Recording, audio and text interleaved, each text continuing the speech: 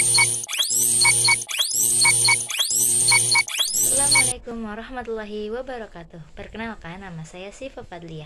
Saya berasal dari Universitas Islam 45 Bekasi. Tujuan saya membuat video ini adalah untuk memenuhi tugas ujian akhir semester mata kuliah Nahwu Shoroh dengan dosen pengumpu Bapak Rizal Pahlevi. Yang pertama, saya akan menjelaskan 3 bagian dari marfu'at dan contoh-contohnya. Marfu'at atau isim yang wajib dirofakan itu ada 7. Yang pertama ada fa'il, naibul fa'il, mubtada, khobar, isim kana, khobar ina. Isim yang ikut pada isim-isim yang wajib dirofakan pada yang ketujuh ini ada na'at, atof, taukid, dan badal. Yang saya jelaskan itu hanya 3. Yang pertama ada naibul fa'il. Asal usul naibul fa'il, isim yang jatuh setelahnya fa'il dan diirobi oleh nasab.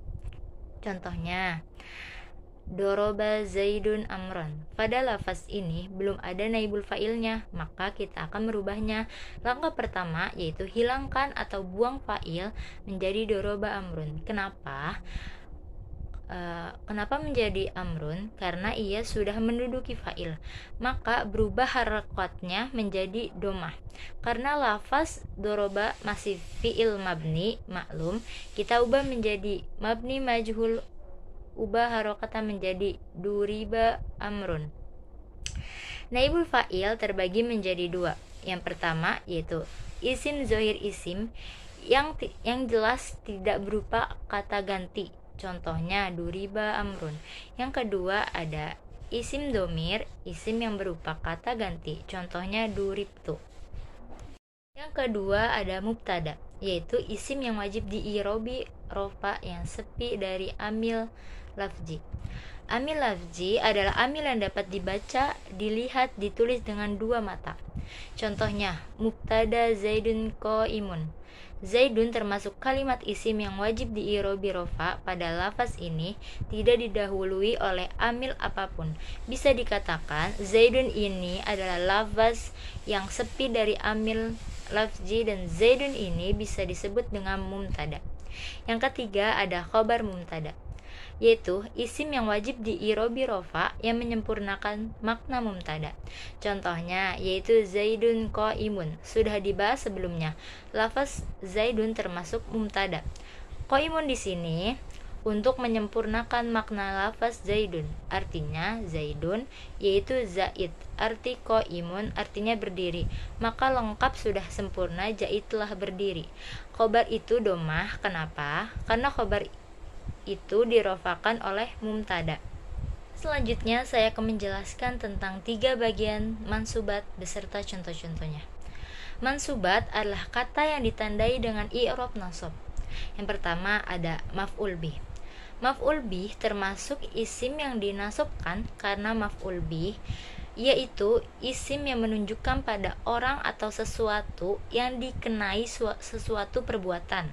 Dengan kata lain, maf'ul bih adalah objek. Misalnya, risalah tolibu qoro'a, artinya telah membaca oleh murid akan surat. Maka yang menjadi maf'ul bihnya adalah kata risalah. Contoh lainnya ada zaidan dorobtu, yang artinya telah memukul oleh aku akan Zaid. Yang kedua ada maf'ul fih. Maf'ul fih itu ada 2 macam, yaitu dzorof zaman dan dzorof makan. Yang saya akan jelaskan di sini itu ada dzorof makan. Dzorof makan dalam kitab Jurumiyah didefinisikan ialah isim yang menunjukkan tempat yang dinasabkan dengan memperkirakan fi dzorfiyah. Menurut pendapat Imam Abdurrahman bin Muhammad bin Qasim al-Asimiyah, dzorof makan adalah isim yang menunjukkan sebuah perbuatan yang terjadi di dalamnya yang mengandung makna fi. Contohnya, mirsamu fauqal maktab. Pensil itu di atas meja tulis. Contoh lainnya, qomal ustazu amamal fasal. Pak guru berdiri di depan kelas. Yang ketiga ada maf'ul li ajli. Maf'ul lil ajli adalah isim yang berfungsi untuk menjelaskan sebab terjadinya perbuatan. Contohnya, sumtu imanan billahi, yang artinya aku berpuasa karena iman kepada Allah. Imanan dalam kalimat di atas adalah sebagai maf'ul li ajlihi, karena menunjukkan sebab orang tersebut berpuasa. Sebabnya yaitu karena iman kepada Allah. Oleh karena itu ia mansub dan tanda nasabnya adalah fathah. Yang ketiga, saya akan menjelaskan tentang majrurat al-asma. Majrurat al-asma adalah beberapa isim yang dibaca zer atau kasroh. Tetapi tanda yang dimiliki tidak hanya kasroh saja. Tanda isim majrur terbagi menjadi 3, yaitu kasroh, fathah, dan ya. Isim yang majrur dibagi atas 3 bagian. Yang pertama dengan huruf jer. Di antara huruf jer ialah min, ila, ala, an, dan ala. Contohnya minal masjidi. Lafadz al-masjidi ini kalimat yang dijerkan menggunakan huruf jer berupa huruf jernya yaitu min. Yang kedua dengan idofah, terdiri dari mudhof dan mudhof ilaih. Contohnya gulamu zaidin. Zaidin ini dijerkan karena dia menjadi mudhof ilaih dari gulamu. Gulamu menjadi mudhof, hukum mudhof ilaih yaitu harus jer, dan hukum mudhof membuang tanwin yang tadinya gulamun menjadi gulamu. Kalimat isim yang dijerkan dengan idofah ada 2 macam. Yang pertama ada yuqaddaru bilami. Contohnya gulamu zaidin asalnya adalah gulamun li zaidin yang artinya pembantu si Zaid. Yuqaddaru bilami ini adalah isim yang memiliki makna kepemilikan. Yang kedua ada yuqaddaru bimin. Contohnya saubu khuzin. Asalnya ialah saubun min khuzin, bajunya dari sutra. Yang ketiga ada tabi lil mahfuz yang mengikuti jer. Contohnya marortu bi rajulin aqilin. Nah, lafaz aqilin ini dijerkan karena dia menjadi naat dari kalimat rajulin. Yang keempat, saya akan menjelaskan tentang majzumat. Al-majzum secara bahasa, kata al-jazmu bermakna al-qat'u, yang artinya memutuskan atau memastikan. Adapun menurut istilah nahwu, yang dimaksud dengan jazm adalah perubahan khusus yang ditandai dengan harokat sukun di akhir kata atau tanda lain yang menggantikannya. I'rab jazm ini hanya ada pada fi'il mudhari yang bisa disebut kata kerja sekarang atau kata kerja yang akan datang, dan tidak ada pada isim atau kata benda atau jenis fi'il yang lain pada madi dan amr. Huruf jazm adalah yang pertama ada in yang artinya jika, ada lam yang artinya tidak, ada lama yang artinya belum, ada lam amr yang artinya lam perintah, dan ada la nahi yang artinya larangan. Huruf-huruf yang tadi saya sebutkan letaknya adalah sebelum fi'il mudhari. Yang pertama ada fi'il mudhari yang huruf akhirnya shahih. Bentuknya adalah huruf akhirnya menjadi sukun. Contoh marfu yaitu yasrobu yang artinya minum. Pada contoh majzum ada lam yasrob yang artinya tidak minum. Yang kedua ada fi'il mudhari yang 5. Bentuknya adalah menghilangkan huruf nun yang terakhir. Contoh pada marfu yaitu yazhabani yang artinya dua orang laki-laki pergi. Pada contoh mazum menjadi lam yazhaba yang artinya tidak pergi. Yang ketiga ada fi'il muta'allul akhir waw. Huruf akhirnya yaitu waw. Contoh di marfu ada yad'u yang artinya memanggil. Pada mazum ada lam yad'u artinya tidak memanggil. Selanjutnya ada fi'il akhiran ya. Huruf akhirannya yaitu ya. Contoh marfu'nya yaitu yahdi artinya bimbingan. Pada contoh mazum adalah lam yahdi yang artinya tidak membimbing. Yang terakhir ada fi'il mu'talul akhir alif yang huruf akhirnya alif atau ya. Contoh di marfu yaitu yaradha yang artinya rela. Pada contoh mazum yaitu lam yardha yang artinya tidak rela. Nah, yang kelima saya akan menjelaskan tentang na'at, taukid, dan ba'da. Na'at adalah isim yang mengikuti pada man'ut di dalam rofanya, nasabnya jer, ma'rifatnya dan nakirohnya. Contohnya, qoma Zaidun al-aqilu. Al-aqilu di sini kedudukannya menjadi naat, man'utnya adalah Zaidun. Naat harus ikut kepada man'ut, maka disebut sebagai pengikut. Naat harus cocok dalam i'rabnya, tarifnya dan takzirnya.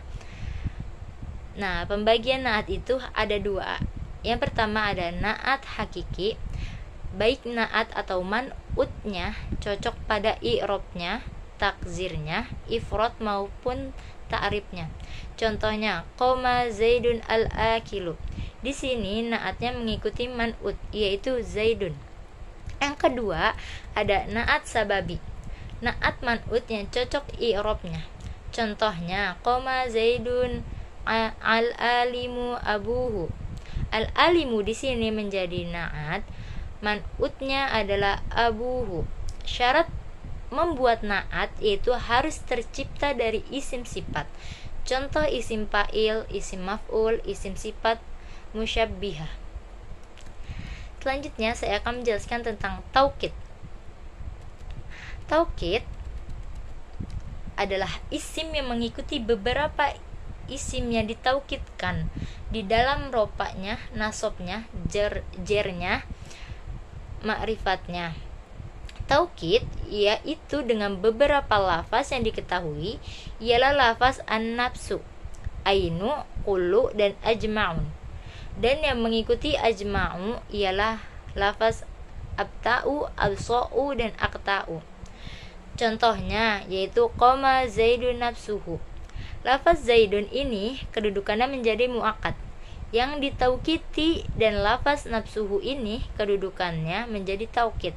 Karena Zaidun muakkad berharokat rofa, maka taukidnya pun harus rofa.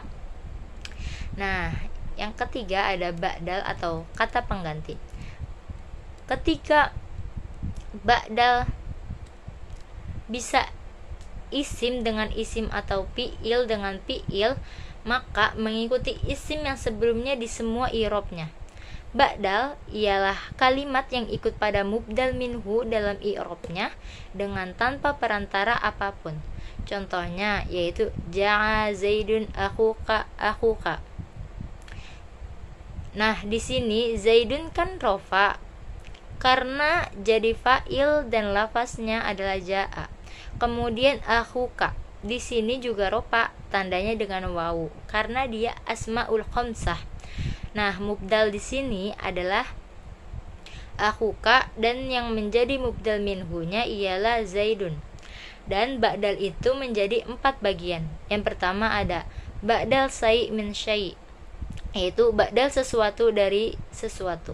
Contohnya ja'a Zaidun akhuka. Maksudnya mubdal minhu dan mubdal ialah keadaannya sama. Yang kedua ada ba'dal ba'du minkul, yaitu ba'dal sebagian dari keseluruhan. Contohnya akal turragifa sulusahu, yang artinya saya akan makan roti sepertiga roti. Jadi di sini badalnya adalah lafaz sulusahu. Yang ketiga ada badal istimal, badal yang mengandung. Contohnya Zaidun ilmuhu, yang artinya bermanfaat kepadaku. Ilmunya Zaid, badal di sini terletak di lafaz ilmuhu. Yang keempat ada ba'dal ghalat, yang artinya luput atau salah. Contohnya ra'aitu Zaidan al-farasa. Ba'dalnya terletak pada lafaz al-farasa.